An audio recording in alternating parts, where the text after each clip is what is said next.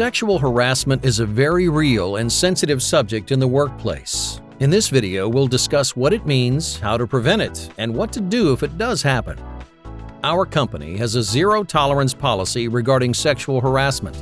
This means that no employee will permit or engage in any conduct which constitutes or is contributory to sexual harassment. The department and its supervisors or managers will take immediate corrective action, which may include a disciplinary response to any act which constitutes sexual harassment. Supervisors or managers who fail to respond appropriately may be subject to a disciplinary response. This policy serves as a general notification. For your company's specific sexual harassment policy, please contact your human resources representative. Your employer is committed to providing a workplace free from harassment and discrimination, including unlawful sexual harassment or harassment based on any other characteristic protected by federal, state, and local employment discrimination laws. One of the first things to understand about sexual harassment is that there is no clear definition for the term. The truth is that sexual harassment can have many meanings and take on many different forms. However, it usually applies to requests for sexual favors, unwelcome sexual advances, and other verbal or physical conduct of a sexual nature in the workplace. It's an unfortunate state of business today that sexual harassment is present in the workplace. While there have been great advances over the years to reduce the issue, we should not be naive enough to believe it's completely gone away.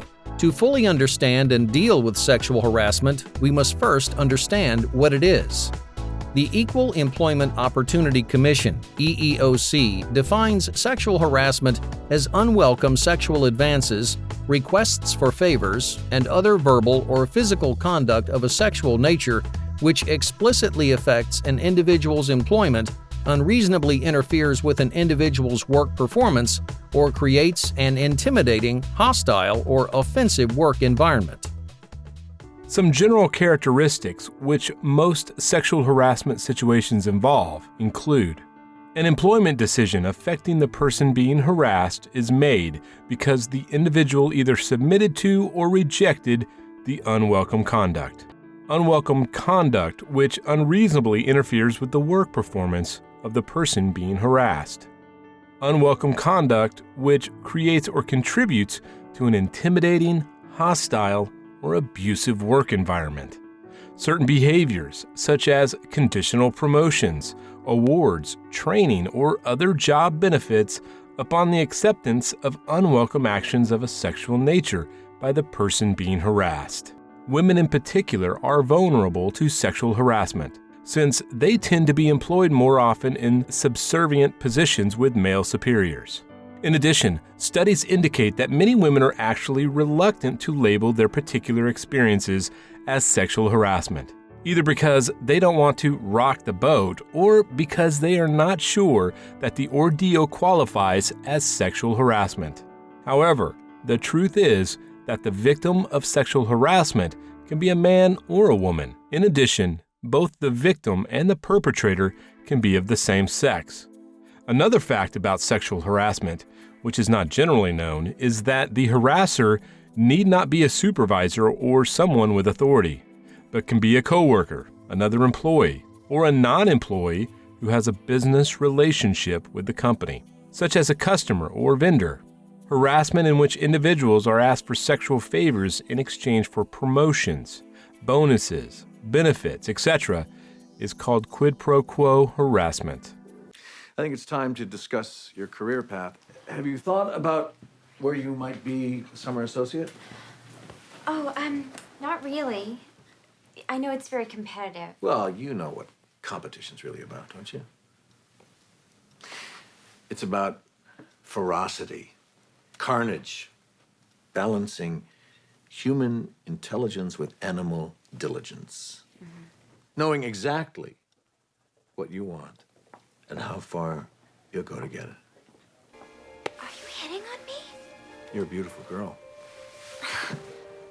So everything you just said? I'm a man who knows what he wants. And I'm a law student who just realized her professor is a pathetic asshole. Too bad. I thought you were a law student who wanted to be a lawyer.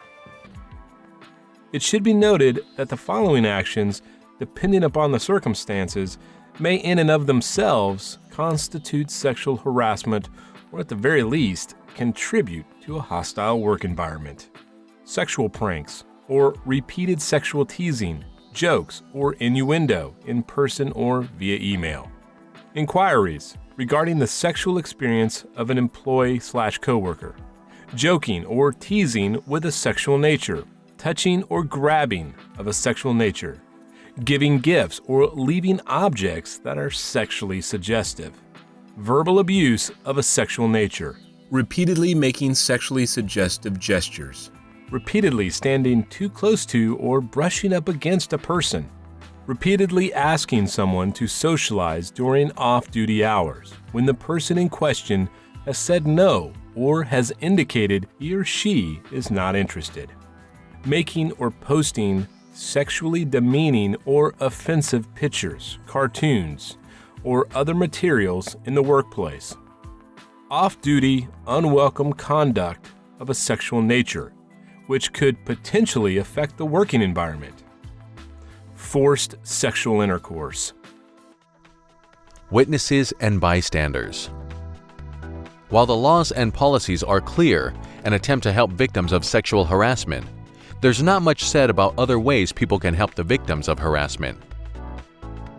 Who is a bystander? Bystanders are individuals who observe sexual harassment or conditions that perpetuate harassment. They are not directly involved, but have the choice to intervene, speak up, or do something about it. It is someone who is present and thus potentially in a position to discourage, prevent, or interrupt an incident. What is bystander intervention? Bystander intervention is the act of feeling empowered and equipped with the knowledge and skills to effectively assist in the prevention of sexual harassment. Someone who sees a situation but may or may not know what to do, may think others will act, or may be afraid to do something. There is no single right way to intervene, and what is appropriate depends on the situation and the individuals involved. Here are some steps you can take to be an engaged bystander when witnessing sexual harassment. Stare. If you see something going down that looks wrong, just stand there and stare. Make it clear that you are watching. Often the harasser will glare at you, but he or she usually will not persist in the behavior in front of an attentive witness. Create a distraction. Do what you can to interrupt the situation. A distraction can stop the harassing behavior, such as by loudly dropping a book or asking the victim to come to the conference room. Talk to the harasser. Observers can talk to the harasser later by asking questions but not lobbing accusations. Were you aware of how you came off in that conversation? Talk to colleagues. Talk openly about inappropriate behavior, like asking colleagues, "Did you notice that? Am I the only one who sees it this way?" Talk to the target of harassment. One crucial element is for bystanders to talk to targets of harassment. They often feel isolated, and observers might not know if they thought the interaction was consensual or amusing. Colleagues could say, "I noticed that happened. Are you okay with that?" If not, they could offer to accompany the victim to the Human Resources Department. These are just some examples of bystander intervention. No tactic will work all the time, but finding and implementing the right bystander intervention program can help.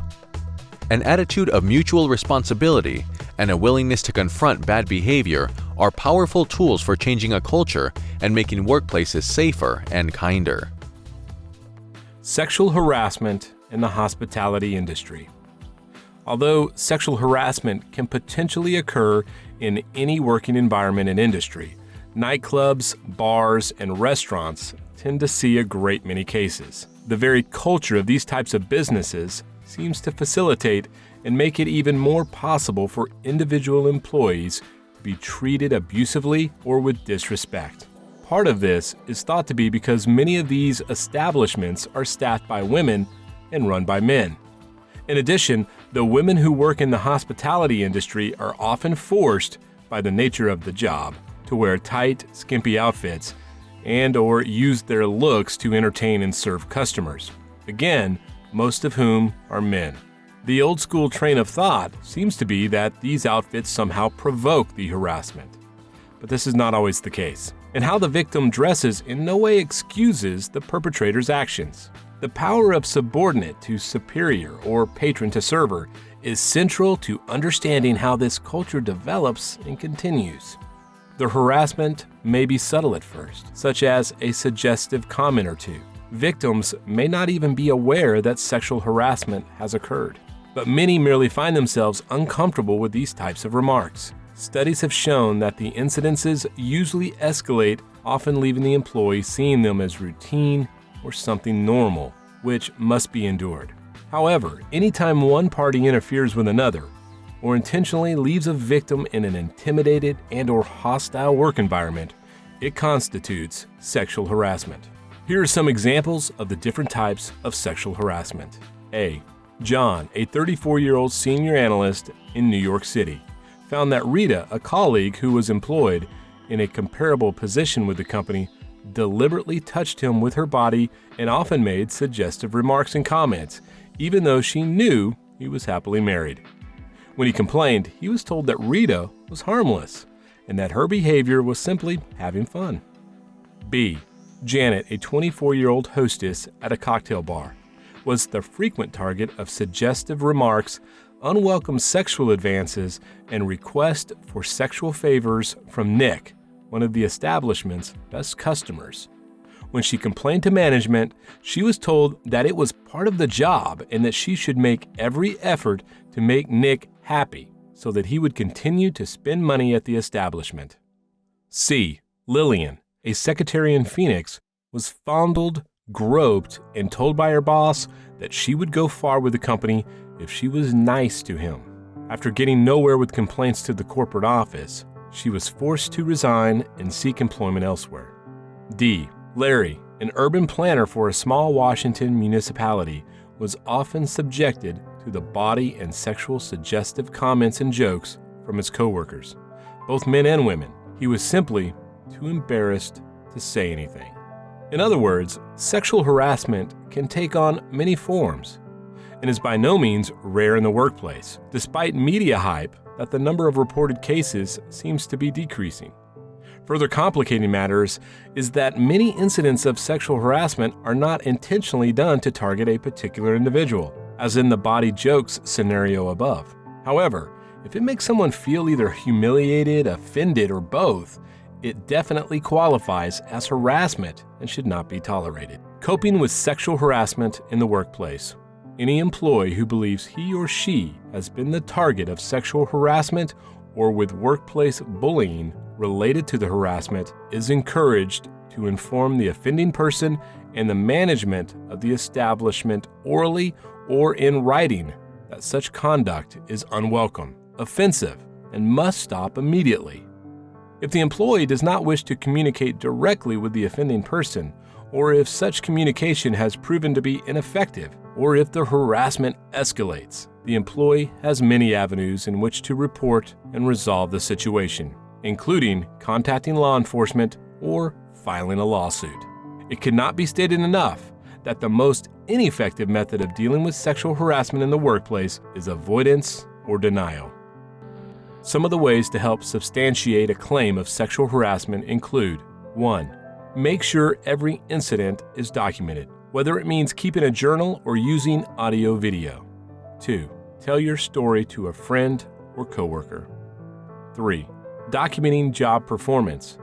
Since some harassers retaliate against claims or sexual harassment by firing the employee or denying promotions or awards. 4. Check the company's grievance system to see if they have a sexual harassment policy in place. 5. Contact a trade union or local civic association which may be able to help. Due in large part to the media coverage of the Clarence Thomas Anita Hill hearings in the 1990s, many companies have instituted sexual harassment policies to protect not only the employee, but also the company in the event of litigation associated with it. Men and women who are fortunate enough to work for these companies may have some recourse through mediation. Mediation is an informal way to resolve office problems, using a trained mediator who facilitates communication between all involved parties to the dispute. If an employee chooses to attempt resolution through mediation, management is usually obligated by policy to send a representative to the table.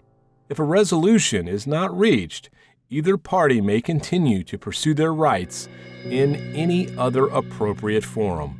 A final note on sexual harassment concerns the misconception that women cry sexual harassment every time they are denied a raise or overlooked for a promotion.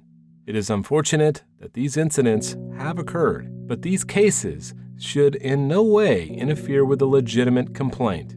Documenting every incident, however small or trivial, can be of valuable assistance in substantiating or refuting a claim of sexual harassment. Retaliation. Retaliation for purposes of employment law means any type of adverse action taken against an employee that complains about harassment or a witness that participates in an investigation. The EEOC has identified the following actions as retaliatory: termination, refusal to hire, denial of promotion, threats, negative evaluations that are not justified, negative references that are not justified, increased surveillance or monitoring of the employee, any other action that may prevent a reasonable person from pursuing their rights. Sexual harassment self-test questions. Number 1. Kristen is asked by her male boss to stay late to do inventory at the restaurant where she is a hostess. While he is speaking to her, his eyes are totally focused on her body. He never looked at her face. This made her very uncomfortable, and she politely but firmly told him she had other plans. Is this sexual harassment? Why or why not? This is a clear case of sexual harassment, since the boss was staring at her body and it made her uncomfortable. Number 2. Dave is a bartender at a nightclub. His manager, Larry, is constantly coming up behind him and touching him. Although none of the touches are of a sexual nature, they make Dave very uncomfortable. Should he report Larry's behavior to the general manager? Yes, Dave should report Larry's behavior. Touching is never appropriate, and the fact that the touching is constant and makes Dave uncomfortable constitutes a clear case of sexual harassment. 3. Amber is sick of the dirty jokes and inappropriate conversations coming from Ralph, the pharmaceutical sales rep in the next cubicle. Although none of the comments have been directed at her, she finds them offensive and disgusting. What should her next course of action be? Amber should report the behavior to her supervisors first, and if this does not stop the behavior, she should go to the corporate office or owner. Sexual harassment, true or false? Number 1. Sexual harassment complaints are usually unjustified. False. Number 2. Women in executive positions are not as likely to be sexually harassed as women in blue-collar jobs. False. 3. Sexual harassment is not limited to physical contact. It can occur anytime that an individual is uncomfortable with another person's advances, comments, or behaviors. True. 4. Sexual harassment can occur outside of the work environment and still be considered work-related, such as that which happens at office parties and out-of-town seminars. True. 5. If the harasser meant it only as flirting or joking, it does not constitute sexual harassment. False. 6. Quid pro quo harassment is a form of sexual harassment when there is a request or demand of sexual favors in exchange for employment benefits, such as promotions or threatening reprisals if the favors are not given. True. 7. In order for an incident to be classified as sexual harassment, the victim must be of the opposite sex of the harasser. False. 8. Friendly flirting is not sexual harassment when flirting is practiced between mutually consenting individuals who are equal in power or authority. False. 9. Using terms of endearment with coworkers, such as honey, dear, sweetie, or baby, can be considered derogatory and a form of sexual harassment. True. 10. Retaliation is any type of adverse action taken against an employee that complains about harassment or a witness that participates in an investigation. True. Employees can help prevent workplace sexual harassment through simple common sense. Be respectful in your interactions with your fellow employees, including your interactions with subordinates. In other words, model appropriate behavior. When in doubt about whether your conduct constitutes sexual harassment, assume that it does. All employees have the right to work in a workplace free of sexual harassment, and with rights come responsibilities. It's everyone's responsibility to ensure that their behavior is above question and to act if someone is being harassed. Gender equality. Sex-based discrimination. Sex discrimination involves treating someone, an applicant or employee, unfavorably because of that person's sex. Discrimination against an individual because of gender identity, including transgender status, or because of sexual orientation, is discrimination. The law forbids discrimination when it comes to any aspect of employment, including hiring, firing, pay, job assignments, promotions, layoff, training, fringe benefits, and any other term or condition of employment. Sex discrimination harassment.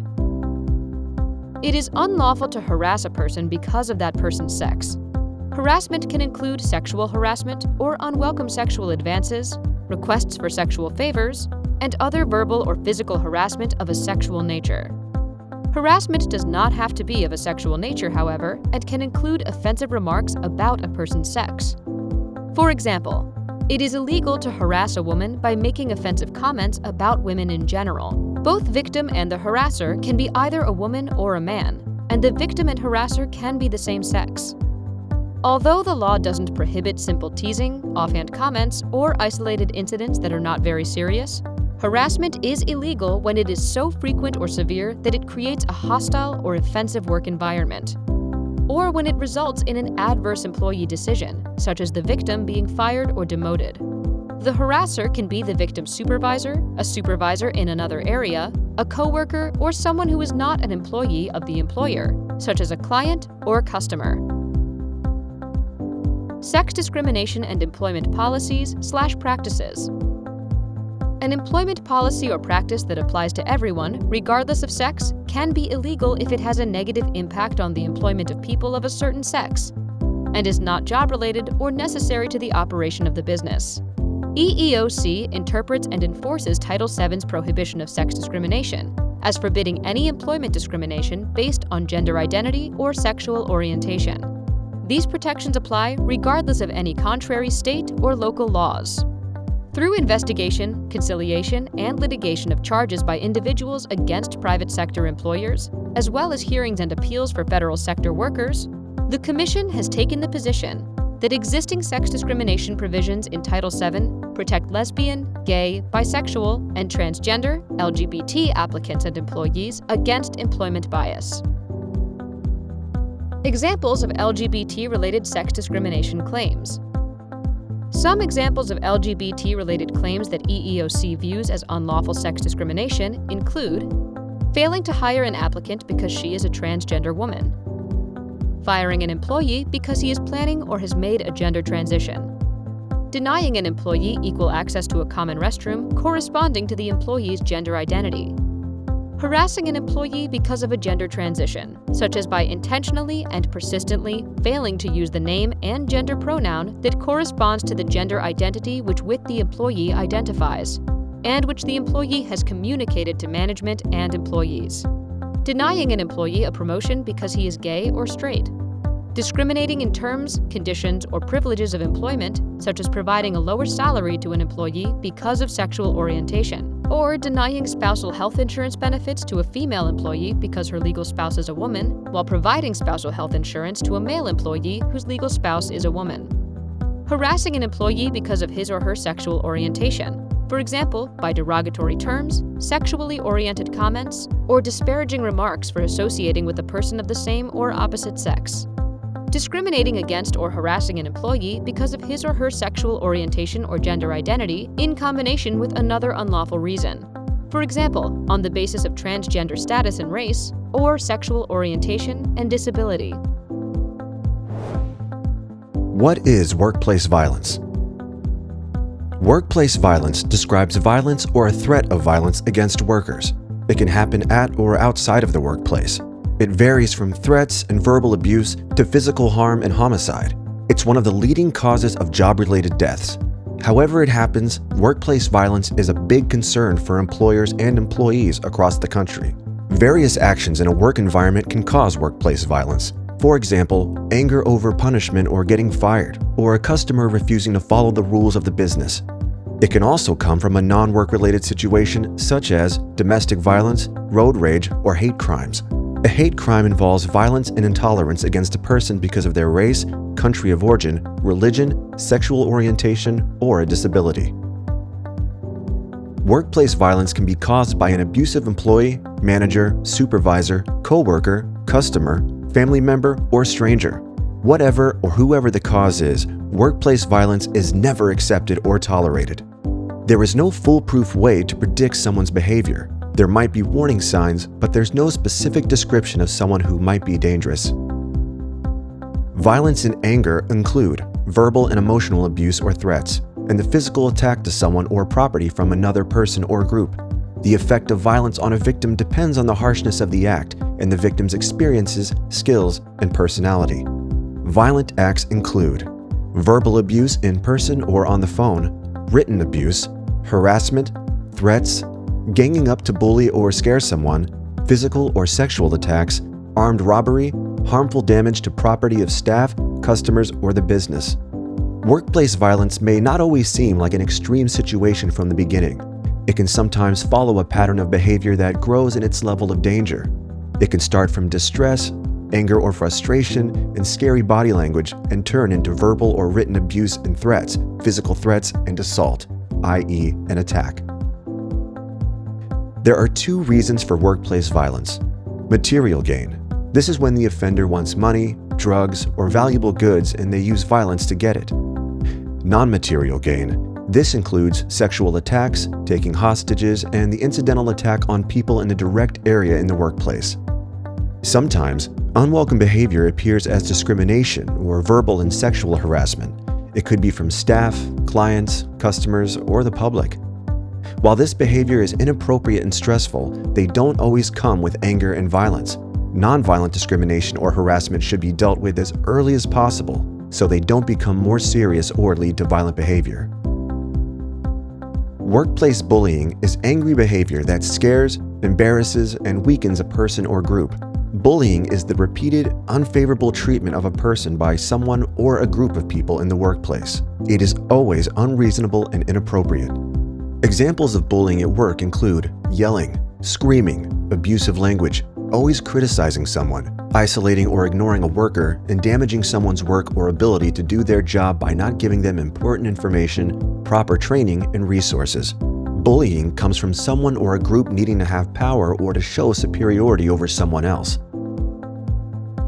Sources of workplace violence. Any one or a mixture of these situations could create workplace violence. Offenders might take money, drugs, or goods from a business or employee. Attacks can seem random but are usually planned. The offender knows your business has something they want. They will go where security and violence control measures aren't very good. Offenders may not be rational when they attack or could be drunk or on drugs. Some offenders could be interested in non-material gain. An example of that is sexual assault. Sex offenders may watch victims, plan the attack, or choose victims at random when they get the chance. Working alone, leaving work at night, and traveling home alone can be big risks. Extreme environments of workers being overloaded with work and overly pushed to perform by supervisors can also cause workplace violence. When people commit violent acts, it's not usually a unique situation. They may have a past of violent behavior. Clients may be unhappy with multiple parts of your business, like cost, performance of the product or service, treatment by staff, repeated delays, and inconveniences. These things don't excuse violence. They should be recognized as possible reasons for an offender's actions. Clients and their friends and relatives may take violent action on workers trying to help them. Sometimes, the event can happen in a single experience with the service. For example, a relative of a seriously hurt person trying to have them cared for at a hospital. In most cases, violence happens after a bunch of smaller conflicts over a period of time. Discrimination and harassment bullying is the need for personal gain and pleasure. It's said that violent acts are committed for their own needs with little to no plans. Random vandalism, destruction of property, is an example. Some robberies happen randomly, in the moment, brought on by opportunity. If there's no staff or valuables are left in an easy-to-reach place, offenders take what they want. Less common angry behaviors include making barricades and hostage-taking. Clients whose minds are affected by drugs or alcohol, or those going through withdrawals, may be violent.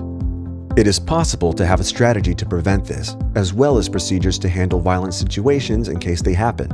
Incidental violence, like robbery or attacking someone in the workplace, can affect the staff. While some staff may not be physically attacked, they may suffer trauma from the sight of it. You may not be able to stop these situations, but you could have procedures in place to minimize the damage. Who is vulnerable? About 2 million American workers are victims of this violence each year. Workplace violence can happen anywhere, and no one is an exception. The best protection employers can offer is to create a zero-tolerance policy about workplace violence against or by employees. The employer should have a workplace violence prevention program or add information to an existing program, employee handbook, or manual of standard operating procedure. It's important to ensure all employees know the policy and understand that claims of workplace violence will be investigated and dealt with immediately. Employers can also offer protections like the following: providing safety education, like a course for employees to teach them what actions are unacceptable. They'll learn what to do if they witness or endure workplace violence and how to protect themselves. Securing the workplace. Depending on the business, you can install video surveillance, extra lighting, alarm systems, and cut down on outsiders through identification badges, electronic keys, and guards. Providing safes to limit the amount of cash on hand. Keep a small amount of cash in the registers in the evening and late night hours. Equipping staff with cell phones, handheld alarms, or noise devices. Require them to make a daily work plan and keep a contact person informed of their location through the day. Keeping employee vehicles properly maintained. Telling employees not to enter an unsafe location, bring in a buddy system, or provide police assistance in possibly dangerous situations or at night. Developing rules and processes to cover visits by home health care providers. Talk about the conduct of home visits, the presence of others in the home during visits, and the worker's right to refuse services in dangerous situations. Employers and managers. Employers and managers should know the effects of workplace violence dangers managers and supervisors are responsible for. Creating preventative tactics and consulting with employees. Making sure preventative tactics are understood by employees. Ensuring the tactics are monitored and working well. Employees. Workplace violence dangers must be discussed with employees, and they must know what's in place for their protection. They must be properly trained on the topic of the equipment, avoiding risks, and what to do if a workplace violence incident happens. Think of the needs of the employees who do not speak English, and make sure they know the risks and chosen controls. Contractors, suppliers, customers, and visitors are people who work for you and enter your workplace, so they must be given the correct information about workplace violence procedures. Do this through signs or written and verbal actions. The risk assessment process decides the level of information given. You may have already taken action to cut down risks. It's important to know if your decisions still give effective safeguards to your employees before health and safety of anyone is at risk. Conduct a regular review of procedures involving people in your workplace who have responsibilities for health and safety. If work practices are changed or new practices and control tactics come up, Review your preventative measures to ensure they are effective and safe and won't create new dangers. If you have new information about a danger that was overlooked, review your preventative tactics. If an accident, injury, incident, or a near miss in the workplace happens involving violence, review the procedures you have and make changes to prevent it from happening again. How can employees protect themselves? Nothing promises an employee that they won't become a victim of workplace violence. These steps can help reduce your chances. Learn to identify, avoid, or correct possible violent situations by taking personal safety training courses. Tell supervisors about concerns in safety or security. Report all incidents right away in writing. Avoid going to unfamiliar locations or situations alone whenever you can. Carry small amounts of money and required identification for community settings.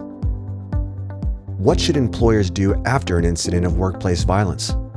Encourage employees to report and keep track of all incidents and threats involving workplace violence. Provide immediate medical assistance and treatment after an event. Report violent incidents to the local police right away. Let the victims know about their legal right to prosecute offenders. Discuss what happened with staff members. Give employees a chance to share information on ways to avoid a certain situation in the future. Offer stress interview sessions and post-traumatic counseling services to help workers heal after a violent incident. Investigate all violent incidents and threats, monitor patterns in violent incidents by type or circumstance, and take corrective actions. Discuss changes in the program during regular employee meetings. Help make the world a better place. Do your part to end violence in the workplace. Workplace harassment. Workplace harassment is a form of employment discrimination prohibited by a number of state and federal statutes. It is a pattern of physical or verbal conduct which a reasonable employee would regard as undesirable or offensive, and which is both severe and extensive enough to actually interfere with the employee's work performance. Although your company has a policy prohibiting sexual harassment specifically, this is not the only type of prohibited harassment. Unlawful harassment prohibited. Your company strictly prohibits unlawful harassment against employees or any other persons based on their race, religion, creed, national origin, ancestry, sex, including pregnancy, gender, including gender nonconformity and status as a transgender or transsexual individual, age, physical or mental disability, citizenship, veteran status, genetic information, past, current, or prospective service in the uniformed services, or any other characteristic protected under applicable federal, state, or local law. This harassment is often similar to sexual harassment and includes verbal harassment, for example, nicknames, slurs that in any way relate to race, derogatory comments or jokes, intimidating, threatening, or profane language. Physical harassment, for example, pranks, practical jokes, other disorderly conduct, assault or inappropriate physical contact, threatening acts. Visual harassment, for example, displaying derogatory posters, cartoons, drawings, or making derogatory gestures. Online harassment, for example, derogatory statements or sexually suggestive postings in any social media platform including Facebook, Twitter, Instagram, Snapchat, etc. These are just some forms of harassment. Be advised that no form of harassment will be tolerated. Harassment is prohibited both at the workplace and at employer-sponsored events. This includes harassment outside the workplace that is brought into the workplace. Here's some examples. Javier, Susie, and Jane are all co-workers. Javier and Susie were out one day and saw Jane walking into a church. Later that night at work, Javier and Susie started teasing Jane about being a churchgoer and a Bible thumper. Is this harassment? Yes. Jane doesn't like to be teased about her religious beliefs. She needs to report the incident immediately to her supervisor. John's boyfriend Ben came into the restaurant with his family and requested to sit in John's section. Some of the staff were shocked because they didn't know John was gay. Later that night, someone left an obscene drawing of two men together on one of John's tables.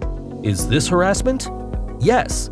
John should immediately take the drawing off the table to turn it into management for investigation. One of the managers was preparing the schedule for the week. Derek, a server, overheard the manager talking about another staff member. The manager said he didn't want to schedule Christy to work because she's so old. The manager joked that Christy may need a walker soon. Christy is 50. What should the server do? Derek should report the comments to another manager or human resources department. Even though Christy wasn't there to hear the comments, Derek did hear them. The comments were discriminatory and harassing based upon Christy's age. Lisa and Samantha get into an argument at work. After work, Lisa goes onto her personal social media pages and posts complaints about Samantha. She makes fun of Samantha by calling her names. Although Lisa doesn't use Samantha's real name, everyone in the workplace knows Lisa is talking about Samantha. Is this harassment? Yes. These kinds of comments on social media are considered harassment and cause an intimidating work environment. Comments about the workplace, coworkers, your boss, customers, or vendors should not be posted on social media. Samantha, or anyone else who viewed Lisa's posts, should report the incident to management immediately. What your company expects from you. Your company strives to create a fun and non-threatening work environment for all managers and employees. Issues such as harassment based on any of the above-listed impermissible factors can detract from this positive experience and does not comply with the operating values and philosophy. Your company expects that you will not simply suffer through undesirable or offensive conduct in silence, or permit other employees to suffer through such conduct without reporting it. Whether or not you are certain that another person's behavior actually constitutes harassment, it is your responsibility to report it directly to management as soon as possible after the incident occurs. Where the possibility of violence is an immediate concern, report to management at once. You should not be subjected to a threatening or violent individual. Further, your company specifically discourages you from engaging in any physical confrontation with a violent or potentially violent individual. If you are subjected to any conduct that you believe violates the anti-harassment policy or witness any such conduct, you are required to promptly report it to your direct supervisor or, if the conduct involves your direct supervisor, report to the Human Resources Department. Your complaint should be as detailed as possible, including the names of all individuals involved and any witnesses. You must report any incidents you believe may constitute harassment based on sex, race, color, national origin, ethnicity, religion, age, disability, veteran status, or other category protected by law. Additionally, any manager or supervisor who observes harassing conduct is required to report the conduct to the Human Resources Department so that an investigation can be made and corrective action taken if appropriate. No retaliation. The company strictly prohibits any form of discipline, reprimand, intimidation, or retaliation for good faith reporting of incidents of harassment of any kind, pursuing any harassment claim, or cooperating in related investigations. For more information on your company's policy prohibiting harassment or retaliation, please refer to its policies and procedures or contact the Human Resources Department. Workplace bullying. Workplace bullying refers to repeated, unreasonable actions of people directed towards an employee, which is intended to intimidate and creates a risk to the health and safety of the employee. Workplace bullying often involves an abuse or misuse of power. It includes behavior that is intimidating, degrading, offending, and humiliating, and usually happens in front of others. Bullying behavior creates feelings of defenselessness and negatively affects employees' confidence and impacts their performance. Bullying is different from aggression. Whereas aggression may involve a single act, bullying involves repeated attacks against a person, creating an ongoing pattern of behavior. Tough or demanding bosses are not necessarily bullies, as long as their primary motivation is to obtain the best performance by setting high expectations. Many bullying situations involve employees bullying their peers rather than a supervisor bullying an employee. Examples of bullying: unwarranted or invalid criticism, wrongful blame for situations, being treated differently than the rest of the work group, being sworn at, exclusion or social isolation, being shouted at or being humiliated, being the target of practical jokes, excessive monitoring. What is a workplace bully? On its surface, bullying is a simple concept. A strong person acts harshly towards someone they perceive as weaker, smaller, or in some way vulnerable. A bully's behavior is blatant and persistent. It includes intimidating and threatening someone through verbal usage and yelling. This behavior makes the subject of the bullying feel embarrassed, ashamed, and useless. Accidental versus intentional bullying. Not everyone who displays bullying behaviors can truly be described as a workplace bully. Someone may have genuine concern for your well-being and attempt to influence your behavior for your own good. Just because you don't like their approach doesn't make them a bully. Or people may yell at you in frustration. They may just lack emotional maturity and are overreacting to a stressful situation. An isolated incident doesn't prove bullying. Good-hearted people often make mistakes. In contrast, workplace bullies have self-serving goals and a complete lack of respect or caring for others. They don't consider their co-workers as equals, but people beneath them. Bullies will feel free to use any means necessary to get what they want. They want to dominate those that they consider being weak, naive, unaware, or otherwise susceptible to his abuse. What can be done about bullying? Bullying in general is not illegal in the US unless it involves harassment based on race or color, creed, religion, national origin, sex, age, disability, HIV or AIDS, or hepatitis C status. Here's what you can do about bullying. Regain control by recognizing that you are being bullied, realizing that you are not the source of the problem, and recognizing that bullying is about control and therefore has nothing to do with you or your work. Take action by keeping a diary detailing the nature of the bullying.